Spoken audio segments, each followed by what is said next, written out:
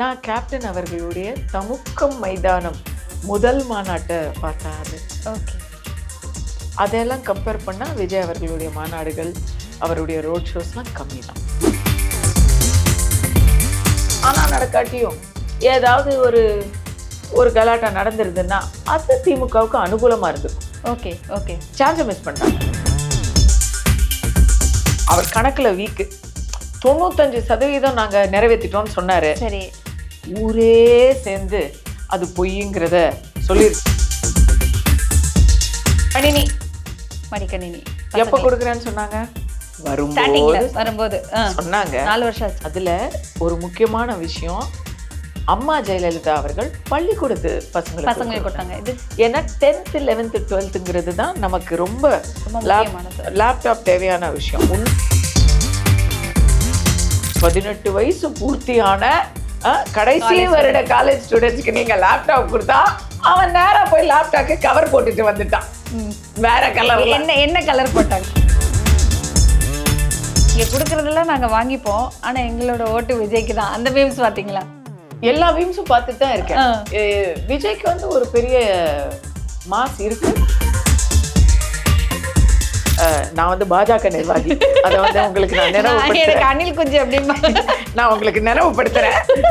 இருந்தாலும் இது வந்து விசில் வந்து ரொம்ப ஈஸி, எல்லா இடத்துலயும் கண்ணில் தெரிகிற மாதிரி சூப்பர் சிம்பிள் நீங்க நினைக்கிறீங்க. அம்மா கரூர்ல நடந்தது தானா நடந்தது, யாராலேயும் நடத்தப்பட்டது அப்படின்னு நினைக்கிறீங்களா? தானா நடந்ததா அப்படிங்கிறது வந்து கேள்விகள் இருக்கு. இன்னைக்கு வரைக்கும் சிபிஐல விசாரிச்சுக்கிட்டு இருக்கிறாங்க. ஓகே. சோ அந்த கேள்வி இருக்கு. அதே போல இங்கேயும் தானா நடக்காட்டியும் ஏதாவது ஒரு கலாட்டா நடந்துருதுன்னா அது திமுகவுக்கு அனுகூலமா இருந்திருக்கும். Okay okay. சான்ஸை மிஸ் பண்ணிட்டாங்க. அவங்க வந்து எதிர்பார்த்தது நடக்கல. ஆமா, அவங்க டைம் வேஸ்ட் பண்ணிட்டாங்கம்மா. இந்து மக்களை திட்டி பார்த்தாங்க. சரி. மறைமுகமா அது இஸ்லாமியர்களையும் திட்டுற ஒரு இதுவா ஆயிடுச்சு. ஏன்னா கேக்குறான்ல, நான் தீபம் ஏத்துனா யாருக்கு என்ன பிரச்சனை, உடனே எங்களுக்கெல்லாம் எந்த பிரச்சனையும் இல்லைன்னு சொல்லிட்டாங்க. தர்கா தரப்புல இருந்து சொல்லிட்டாங்க. அப்போ வந்து மூஞ்சில அடிச்ச மாதிரி ஆயிடுச்சு. உலகத்திலேயே கோயில் நிர்வாகம் பக்தர்களுக்கு பதிலா பக்தர்களுக்கு எதிராக பேசினதுன்னா அது இந்த திருப்பரங்குன்றம் கோயில் நிர்வாகம் தான். ரொம்ப ஆச்சரியமான அறநிலையத்துறை நடவடிக்கை அது. சூப்பர். அது அதுல உடனே அடுத்த உருட்டு என்ன தெரியுமா? நீதி பிடிக்கலன்னா தீர்ப்பை பிடிக்கலன்னு சொல்லலாம் நீங்க. சரி. நீதிபதி பாப்பான், அவரு சங்கி, அவர் வந்து RSS, இதெல்லாம் தேவையில்லாத விஷயம். அப்படி பார்த்தா திமுக ஸ்டாலின் அவர்கள் வந்து ஒரு கல்யாணத்துல வந்து பங்கு பெறுறாரு. அது வந்து ஒரு ஜட்ஜு வீட்டு கல்யாணம்.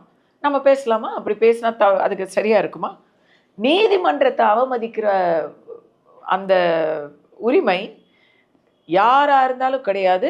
அது சனாதன எதிரியா இருந்தாலும் உங்களுக்கு கிடையாது. நீங்க நீதிக்கு எதிரியா இருக்கலாம், ஆனா நீங்க அப்படிலாம் பேசிட்டு இருக்க முடியாது. அது ஒரு பேக் ஃபயர். சரி. தீபம் ஏத்தணும்னு சொன்னது இன்னொரு பேக் ஃபயர். இப்போ 505 வாக்குறுதி கொடுத்துருக்குறாங்கம்மா. அதுல வந்து அவர் கணக்குல வீக்கு 95% நாங்க நிறைவேற்றிட்டோம்னு சொன்னாரு. சரி. ஊரே சேர்ந்து அது பொய்ங்கிறத சொல்லிருச்சு. ஏன்னா எல்லா லாபியும் குழம்பி அவர் சொல்லாத வரைக்கும் கூட பரவாயில்லன்னு இருந்தாங்க. அவர் சொன்ன நாளைக்கும் எல்லாருக்கும் அப்படியே பொத்துக்கிட்டு வந்துருச்சு. உடனே தூய்மை பணியாளர்கள் ஒரு பக்கம் நியாயமான உரிமைக்காக போராடுறாங்க. அவங்களுக்கு இன்னைக்கு வரைக்கும் நியாயம் கிடைக்கல. செவிலியர்கள் எங்களுக்கு என்ன ஆச்சு, நீ சொன்ன வாக்குறுதி என்ன ஆச்சுன்னு அவங்க வந்துட்டாங்க. அவங்களுக்கு வந்து இப்போ ஒரு பயா மீடியாவா ஒரு 500 பேருக்கு மட்டும் ஆர்டர் போட்டுருக்கிறதா கேள்விப்பட்டிருக்கேன். ஜாக்டோ ஜியோ தொழிலாளர் நல சங்கங்கள் அது போன வருஷமே ஆரம்பிச்சாங்க அவங்க. அப்போ வந்து செய்யறோம்னு சொன்னதுனால அடங்குனாங்க. திருப்பி ஆரம்பிச்சு அவங்களுக்கு வந்து ஒரு டெம்பரரியா வந்து அவங்களுக்கு அந்த இதெல்லாம் டாப்ஸு கிப்ஸு அதெல்லாம் வச்சு ஒரு விழாவெல்லாம் பண்ணி ஓய்வூதிய மேட்டர்ல கொஞ்ச நாளுக்கு அவங்களுடைய ஒரு அமைதியை வாங்கியிருக்கிறாங்க. சரி. கணினி மடிக்கணினி எப்போ கொடுக்குறேன்னு சொன்னாங்க?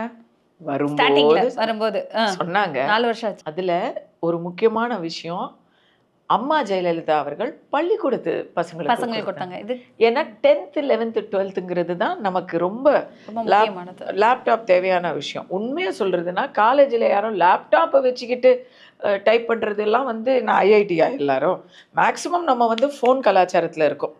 பிள்ளைகளுக்கு அது கிடையாது. அவங்களுக்கு அந்த லேபில் அவங்களுக்கு அது தேவை அப்படிங்கிறது வேற. ஆனால் கரெக்டாக 18 வயசு பூர்த்தியான கடைசி வருட காலேஜ் ஸ்டூடெண்ட்ஸ்க்கு நீங்க லேப்டாப் கொடுத்தா அவன் நேரா போய் லேப்டாப்க்கு கவர் போட்டுட்டு வந்துட்டான். வேற கலர் என்ன கலர் போட்டாங்க?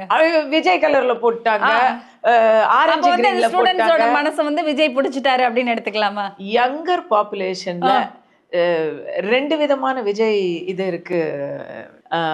ஒண்ணு வந்து காதலுக்கு மரியாதை தலைமுறை. காதலுக்கு மரியாதைனா உங்களுக்கு 70s 80s கிட்ஸ்லாம் இருப்பாங்க. அவர் விஜய் வந்து ஒரு 70s கிட் தானே. அந்த டைம்ல வந்தவங்க எல்லாம் வந்து அவர் மேல கிரஷ்ல இருந்திருப்பாங்க. இன்னைக்கு அவங்க எல்லாம் வந்து ஒரு மிடில் ஏஜை தாண்டி குடும்ப தலைவிகளா வளர்ந்த பிள்ளைகளுக்கு அம்மாவா இருப்பாங்க. அந்த அம்மாக்களுக்கும் விஜய் மேல ஒரு நல்ல அபிப்பிராயம் இருக்கும். யாருக்கு தான் பிடிக்காது இல்லையா அவங்கெல்லாம். அண்ட் இப்போ வந்து இளைஞர் முதல் முறை வாக்காளர்கள் இருக்காங்கல்ல, அவங்களுக்கெல்லாம் கண்டிப்பா விஜய் மேல ஒரு பெரிய கிரேஸ் இருக்கும்.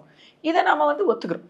முதல்வர் அவர்களோட போட்டோவை எடுத்துட்டு டிவிகே தலைவர் விஜய் அவர்களோட போட்டோ ஓட்டிட்டு வந்துட்டாங்க சொல்லிட்டீங்க. அந்த கட்சி கொடி போட்டோவே ஓட்டிட்டாங்க. ஆமா. இன்னும் சில தீவிரமான சங்கி காலேஜ் ஸ்டூடெண்ட்ஸ் எல்லாம் வந்து ஆரஞ்சு கிரீனை ஒட்டிட்டாங்க. இன்னும் சிலர் அம்மா படத்தை எடுத்து ஒட்டிட்டாங்க. கவர் தானே அது சூப்பரா. கணினிக்கு வந்து இவங்க கான்ட்ராக்ட் கொடுத்து எவ்வளவு பார்த்தாங்கன்னு தெரியாது. ஆனா கவர் மட்டும் எல்லா இடத்துலயும் நம்ம பார்த்துக்கிட்டு இருக்கோம். அது வந்து நல்ல சேல்ஸ் ஆயிடுச்சுன்னு சொல்றீங்க. பாட்டு செம்ம மீம்ஸ் பாத்தீங்களா நீங்க? ஃப்ரெண்ட்ஸ், இந்த கணினி சும்மா சொல்லக்கூடாது. இந்த டப்பிங் வாய்ஸ்ல நான் அந்த டப்பிங் வாய்ஸை மிமிக்ரி பண்றேன். ஃப்ரெண்ட்ஸ், இந்த கணினியெல்லாம் இந்த நல்லாவே இருக்கு, சும்மா சொல்லக்கூடாது, நல்ல குவாலிட்டியா இருக்கு. அதுல நான் வந்து செக் பண்ணி பார்த்தேன், ஒரு பாட்டு கூட போட்டு பார்த்தேன். அந்த பாட்டு நீங்களும் பாருங்க. உடனே தளபதி தளபதி விஜய் தளபதி தளபதி சாங்கு சிரிச்சு சிரிச்சு போகுனாயிருச்சு. மீம்ஸ் எல்லாம் அன்னைக்கே வந்துருச்சு. நம்ம அந்த லாஸ்ட் ட்விஸ்ட் தான் நம்ம எதிர்பார்க்கவே முடியாது. பேசுறது காமெடியா இருந்தது, அது முடிஞ்சது சீரியஸா முடிஞ்சிருச்சு. இல்ல அது காமெடி தான். காமெடி தான். இந்த திமுக வந்து நம்ம வந்து ஆவேசமாலாம் எதிர்க்கிறது கிடையாது, காமெடி பண்ணி தான் எதிர்க்கிறது. நம்ம 2000 கிட்ஸுமா, மில்லேனியம் கிட்ஸ், ஜென்சிலாம் வந்து எதையுமே சீரியஸா எடுத்துக்கிறதே இல்லை. நீங்க சொல்றது நாங்க கேட்கவே மாட்டோம் அப்படிங்கிற மாதிரியான ஆட்கள். அதாவது இதுக்கு முன்னாடி எலெக்ஷன்லாம் காசு கொடுத்து கற்பூரத்துல சத்தியம் வாங்கி அப்படியெல்லாம் பண்ணி உண்மைக்குமே நடந்ததா மேம்? அந்த மாதிரி எல்லாம் நடந்திருக்குங்க. ஓகே, இதெல்லாம் வந்து நம்ம பார்த்துருக்கோம். இந்த வாட்டி அப்படிலாம் கிடையாது. நீ லேப்டாப் குடிக்கிறியா வாங்கிக்கிறோம், காசு குடிக்கிறா வாங்கிக்கிறோம், செய்யறதா நான் செய்வேன். நீங்க குடுக்கறதெல்லாம் நாங்க வாங்கிப்போம், ஆனா எங்களோட ஓட்டு விஜய்க்கு தான். அந்த மீம்ஸ் பாத்தீங்களா? எல்லா மீம்ஸும் பார்த்துட்டு தான் இருக்கேன். விஜய்க்கு வந்து ஒரு பெரிய மாஸ் இருக்கு, அதை நம்ம மறுக்கல. அவர் அந்த மாசை சரியான பாதையில யூஸ் பண்ணணுங்கிறது தான் பாஜக நிர்வாகியாக என்னுடைய கருத்து. ஓகே மேம், இன்னொரு விஷயம், விசில் வந்து சின்னம் கொடுத்துட்டாங்க. ஸோ அவர் அது சரியான சின்னம் தான் அப்படிங்கிறதையும் தெளிவாக சொல்லிட்டீங்க. எல்லாரும் ஏற்றுக்கிட்டாங்க. நீங்கள் சொன்ன மாதிரி போஸ்டர்ஸ் பிகில் அப்படின்னு சொல்லிட்டு நிறைய விஷயங்கள் நாளைக்கு போய் எங்கே போனாலுமே அவங்க விசில் அடிங்க மேம். ஸ்டார்டிங்கே பயங்கரமாக அடிச்சிங்க. ஸோ விசில் சத்தம் வந்துட்டு எல்லாம் இது இல்லையே, எல்லார் கையிலயும் ஒரு விசில் கொடுத்துட்டா அடிச்சுட்டு நிறைய பேர் தியேட்டருக்கு எடுத்துட்டு போவோம், நிறைய பேர் பார்ட்டிஸுக்கு எடுத்துட்டு போவோம், நிறைய பேர் வந்துட்டு நிறைய இடங்கள்ல சந்தோஷத்தை வெளிப்படுத்துறதுக்கான ஒண்ணு சொல்றேன். நம்ம ஜாலியா தான் பேசிட்டு இருக்கோம். இது வந்து நான் வந்து பாஜக நிர்வாகி, அதை வந்து உங்களுக்கு நான் நினைவுபடுத்துறேன். அனில் குஞ்சு அப்படிமா நான் உங்களுக்கு நினைவுபடுத்துறேன். இருந்தாலும் இது வந்து விசில் வந்து ரொம்ப ஈஸி, எல்லா இடத்துலயும் கண்ணில் தெரிகிற மாதிரி சூப்பர் சிம்பிள் நீங்க நினைக்கிறீங்க. அம்மா அரசியல் சரியா இருந்தாதாம்மா எதுவுமே சிம்பிள். இது கூட சிம்பிள் தான். கை சின்னம். எல்லாருக்கும் கை இருக்கு, ஆனா யாராவது அதை மதிக்கிறோம்? மற்ற நாட்டுல இப்போ எல்லாருக்கும் கை இருக்கு. கண்டிப்பா பாவம் அவங்களுமே வந்து இந்த பக்கம் வரணும், கையை வச்சு விசில் அடிக்கணும் அப்படின்லாம் எவ்வளோ முயற்சி பண்ணாங்க. பப்பன ஆயிடுச்சு. அதனால we don't know எது மக்கள் மனசுல இருக்குங்கிறத எலெக்ஷன் ரிசல்ட் தான்மா காட்டும். பீகார்ல இப்படிதான் 20% இருக்குன்னு சொல்லி பிரசாந்த் கிஷோர் அவர் தான் வந்து கிங் மேக்கர் எல்லா இடத்துக்கும். அவர் கட்சி ஆரம்பிச்சாரு. 20% ஓட்டு இருக்குன்னு சொன்னாரு. 2% எலெக்ஷன் முடிஞ்சிட்டு அடுத்த நாள் வீட்டில் அவர் தனியாக இருந்தாருமா. யாருமே இல்லை. அப்படி ஒரு ஷின்சான்ல வர்ற மாதிரி அமைதி அமைதி அமைதியோ அமைதி அப்படி இருந்துச்சு. ஸோ எதுக்கு சொல்கிறேன்னா, கேப்டன் அவர்களுடைய, நீங்கள் வந்து சின்ன பொண்ணு பார்த்துருக்கீங்களான்னு எனக்கு தெரியல. நான் கேப்டன் அவர்களுடைய தமுக்கம் மைதானம் முதல் மாநாட்டை பார்த்த ஆளு. ஓகே. அதெல்லாம் கம்பேர் பண்ணால் விஜய் அவர்களுடைய மாநாடுகள், அவருடைய ரோட் ஷோஸ்லாம் கம்மி தான். இதை நான் அவரை சிரமப்படுத்துறதா நினைக்கல. கேப்டனோடைய கூட்டம்லாம் நீங்கள் ரோட்டில் அப்படியே நிற்பாங்க, வெயிலில் அவர்ஸ் டுகெதர் நிற்பாங்க. குழந்தைக்கு பேர் வைக்கணும் அப்படின்னு சொல்லிட்டு நிற்பாங்க. விஜயகாந்த் அவர்கள் வந்துட்டு வைக்கணும், கேப்டன் அவர்கள் வந்து வைக்கணும்னு. அஃப்கோர்ஸ் அங்கே வந்து அசம்பாவிதமே நடக்கலை. விஜயகாந்த் அவர்களுடைய இதெல்லாம் நல்ல டிப்டாப் பிளானிங். அவர்லாம் எவ்வளோ டிப்டாப். அவர் நடிகர் சங்க தலைவராக இருக்கும் பொழுதே அவர் வந்து அவர் தலைவர்மா. அவர் தலைவர். அவர் பான் லீடர். அவருக்கு உடல் நலம் சரியில்லாம போனது தான் தமிழ்நாட்டுக்கு ஒரு நல்ல சிஎம் கிடைக்காம போச்சு. இதுதான் என்னுடைய கருத்து. ஆனா நான் அதெல்லாம் பார்த்திருக்கேன். கடைசியில தேர்தல்னு வரும்போது அவர் மட்டும்தான் ஜெயிச்சாரு. அதனால தேர்தல் வந்த அப்புறம் பார்க்கலாம். ஓகே மேம், என்டிஏ கூட்டணியில தேமுதிக இணைவாங்களா, இணைய மாட்டாங்களா, ஏதாவது